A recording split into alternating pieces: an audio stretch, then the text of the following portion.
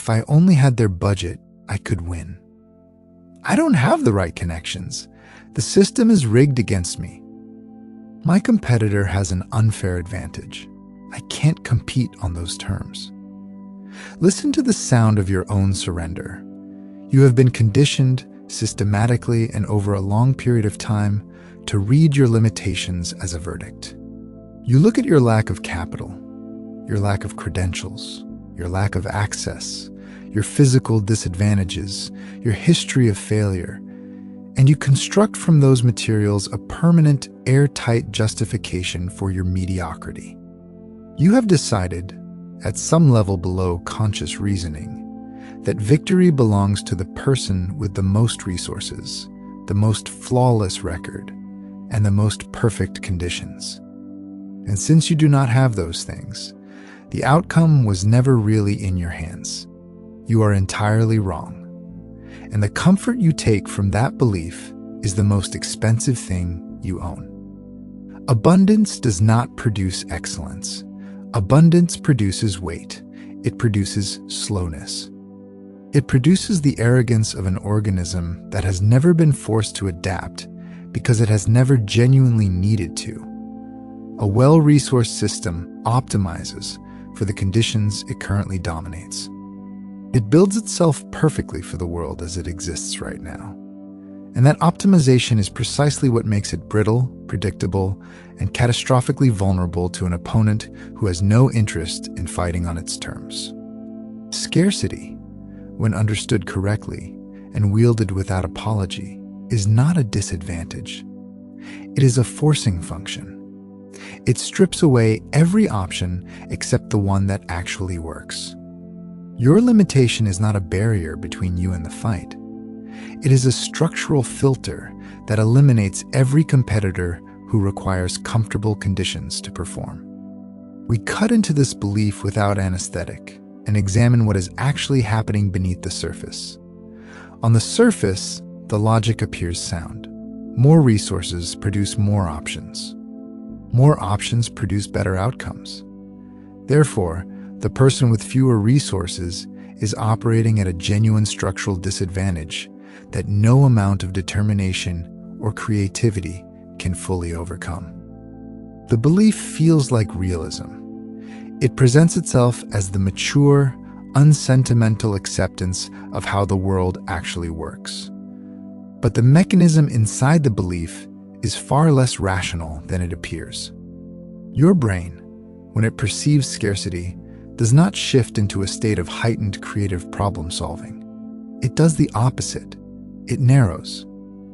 Psychologists have documented this response with precision, a cognitive state in which the perception of deficit monopolizes attentional bandwidth so completely that it physically impairs your ability to see solutions that exist outside the frame of the deficit itself. You become so focused on what you do not have that you lose the capacity to deploy what you do have. The scarcity is real. The paralysis is optional.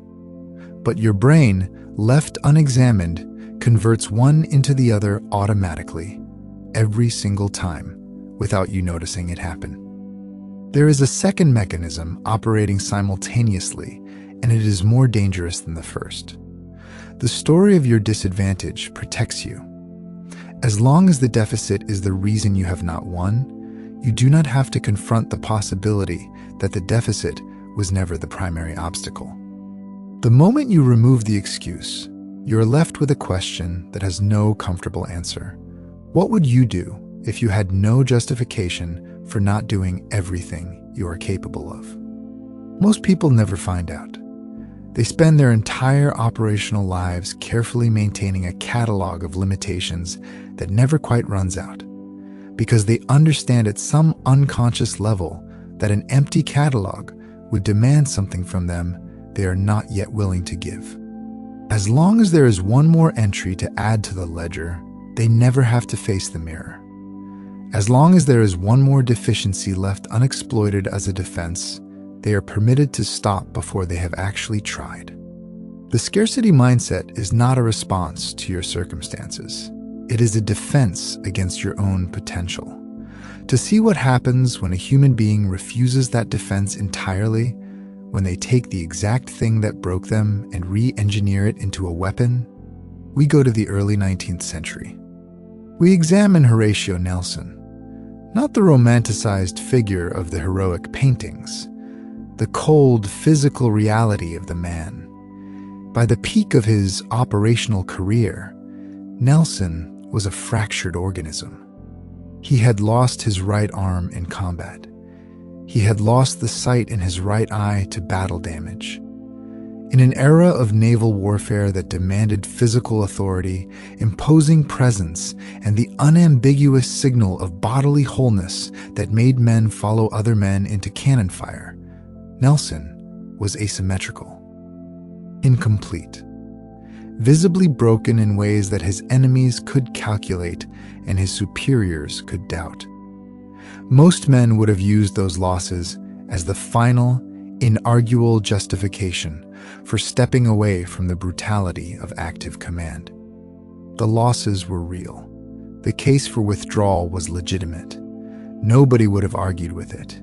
And that legitimacy, that perfect, unassailable excuse, was precisely the trap that Nelson refused to walk into.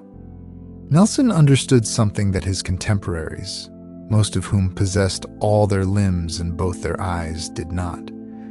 A disadvantage has two lives. The first life is the one it is assigned by the people who observe it from outside. The life of limitation, of subtraction, of capacity reduced. The second life is the one chosen by the person who carries it. And the second life is not determined by the nature of the wound. It is determined entirely by the quality of the mind that decides what the wound becomes.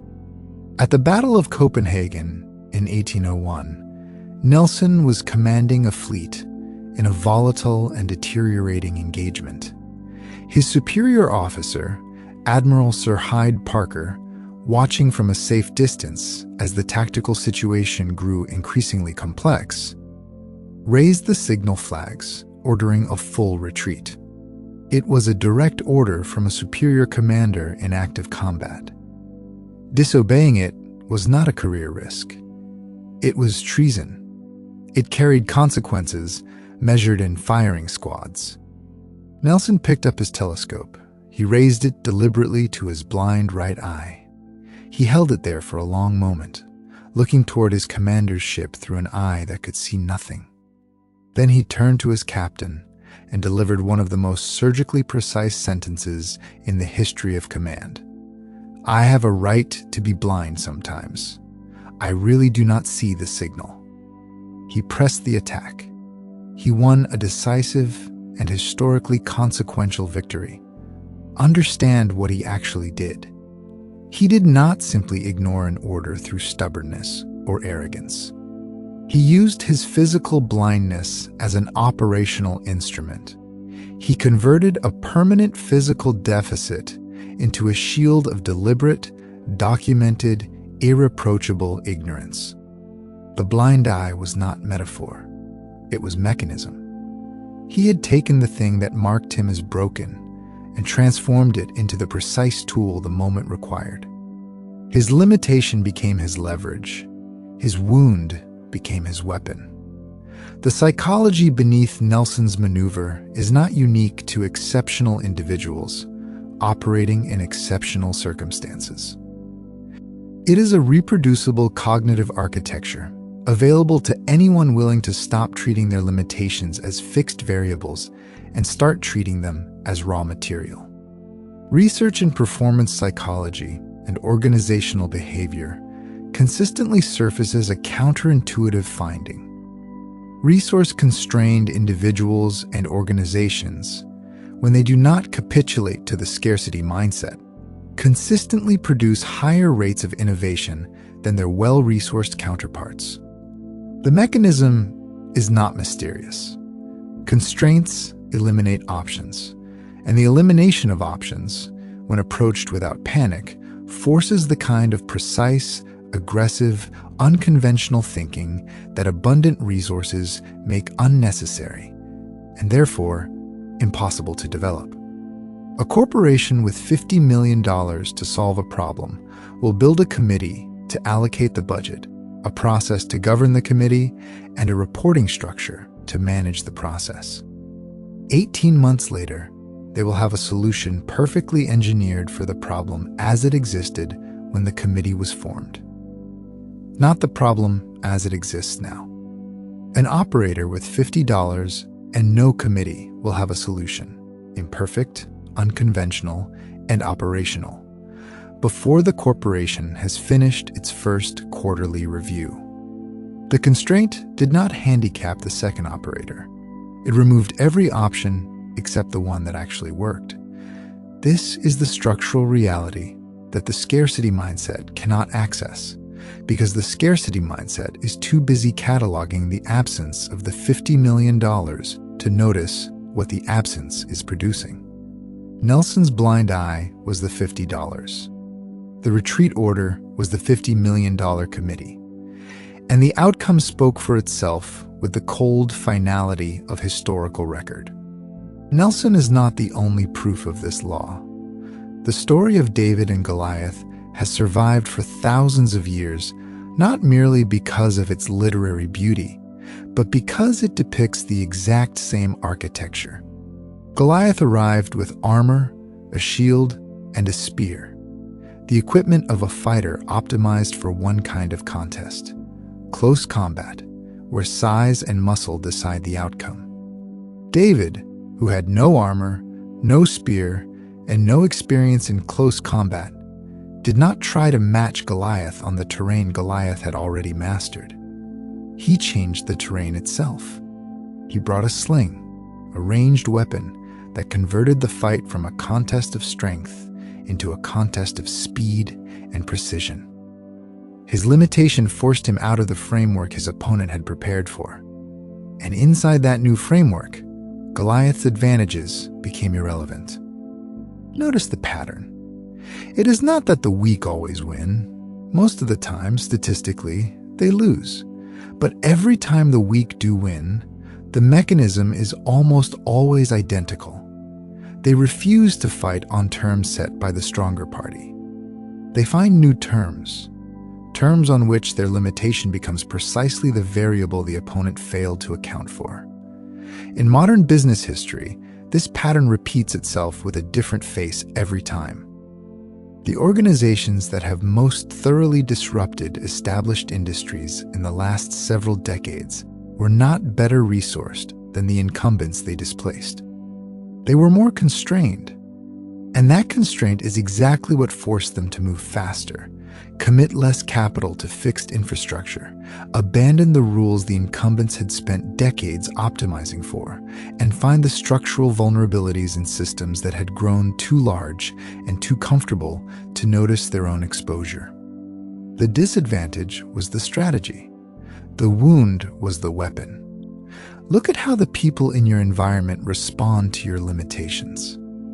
Watch for the moment when they factor your constraint into their calculation of your threat level and conclude, on the basis of that calculation, that you are not a serious competitor. That conclusion, the moment they underestimate you because of what you lack, is the moment you have gained an advantage they do not know they have given you. They have stopped watching. They have stopped preparing. They have dismissed the signal. This is not merely a vague psychological perk. It is a calculable, tactical advantage. Any system, a company, an institution, an individual, allocates its attention and its defensive resources based on a judgment about which threats are worth accounting for. Every time you are labeled not a threat because of your limitation, you are freed from the scrutiny that would otherwise constrain your movement. You gain room to maneuver that a competitor considered your equal never receives, because a competitor considered your equal is watched, analyzed, and anticipated closely. Put the telescope to the blind eye. Do not see the signal. Press the attack. Your disadvantage is not a barrier between you and the fight. It is the exact mechanism that makes you unpredictable to a larger, better-equipped opponent operating on the assumption that the rules they have mastered still govern the contest. They do not govern the contest when one of the competitors has nothing to lose by abandoning them. A limitation is only a weakness if you try to hide it. The moment you wield it openly, it becomes something the established framework has no prepared response for. It becomes an anomaly. And anomalies do not simply compete with established systems. They destroy them. Not through superior force, but through the introduction of variables that the system's entire architecture was never designed to process. The law is precise. The person who converts their deficit into their operational doctrine controls the terms of the contest. They have stepped outside the framework inside which their opponent's advantages are advantages. On unfamiliar terrain, under conditions the dominant player did not choose and was not prepared for, the resource differential becomes largely irrelevant. What remains is the quality of the mind operating under pressure. And the mind that has spent years learning to perform without the resources the other side considers essential has developed a form of cognitive musculature that abundance cannot produce. Nelson did not defeat the retreat order with a better argument. He defeated it by making his limitation the irrefutable reason why the order could not apply to him. That is not stubbornness. That is the weaponization of a wound executed at the highest possible level of strategic intelligence. Stop looking at your deficits as the reason the outcome is out of your hands. The outcome is out of your hands only if you accept the terms set by the people your deficits make uncomfortable. Change the terms. Use the deficit to change the terms. The broken player who refuses to play by the rules of the whole has an asymmetric freedom that no amount of resources can purchase.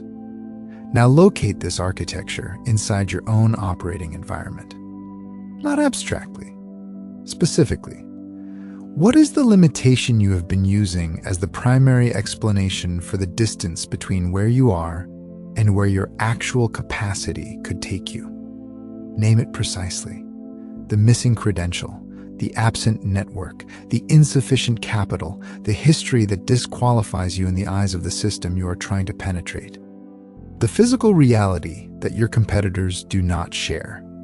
Whatever it is, name it, and then ask a single uncomfortable question. Are you carrying that limitation as a wound or as a weapon? Because the limitation itself does not determine the answer. You do, every single time. This is not a rhetorical question you answer once and then forget. It is a question you must ask every time your limitation surfaces in your consciousness. Every time you find yourself constructing in your own head a sentence explaining why something is not possible. At that moment, stop for a second. Ask yourself whether you just raised that sentence as a fact or as a shield. Facts and shields often sound identical. The only difference lies in what you do next. Stop cataloging what you do not have. Stop maintaining the inventory of absences that gives you permission to perform below your actual capacity. Stop presenting your wounds as explanations. Every moment you spend constructing the case for why your limitation is the decisive factor is a moment you are choosing the first life of the deficit over the second. You are letting someone else's reading of your damage become the final word on what your damage can do. There are 3 practical steps for turning a catalog of limitations into an operational doctrine, and they must be run in sequence, not all at once. The first step is honest mapping. Write down every limitation you have used as an explanation, without filtering or softening it. This is not an exercise in shaming yourself. It is an exercise in seeing clearly what raw material you actually have, because you cannot re-engineer something you have not fully mapped. The second step is structural inversion. For every limitation on that list, ask, what rules are created specifically by my opponent's advantages? Rules that do not apply to me because I do not have that advantage. Large resources create committees, procedures, and layers of approval. The absence of large resources means you are not bound by those committees, procedures, and layers of approval. Every advantage an opponent holds creates a hidden constraint on them. Find that constraint and notice that you are free of it. The third step is execution without permission. Nelson did not ask permission to be blind in one eye. He acted on that limitation, openly, and let the result speak for itself after the fact. A limitation turned into action, not one left sitting as an argument in your head, is the only form of limitation that has operational value. Nelson was missing an arm and an eye at the peak of his career. He was not performing despite those absences. He was performing through them, converting the physical reality of his damage into the precise instrument that the most consequential moment of his career required. Your limitation is not asking you to overcome it. It is asking you to understand it well enough to use it. The credential you do not have forces you to build the relationship that the credential would have replaced. The capital you do not have forces you to find the solution that the capital would have purchased without innovation. The access you do not have forces you to develop the unconventional entry that the access would never have required you to find. Every absence is a forced adaptation. Every forced adaptation is a capability your well-resourced competitor does not possess and cannot rapidly develop. Because that capability is only ever forged under a pressure they have never had to feel. They are watching for the signals they know how to read. Put the telescope to the blind eye, ignore the ones that tell you to retreat, and execute the maneuver they have already decided is impossible. A limitation is raw material. What you build from it is entirely your decision. Get to work.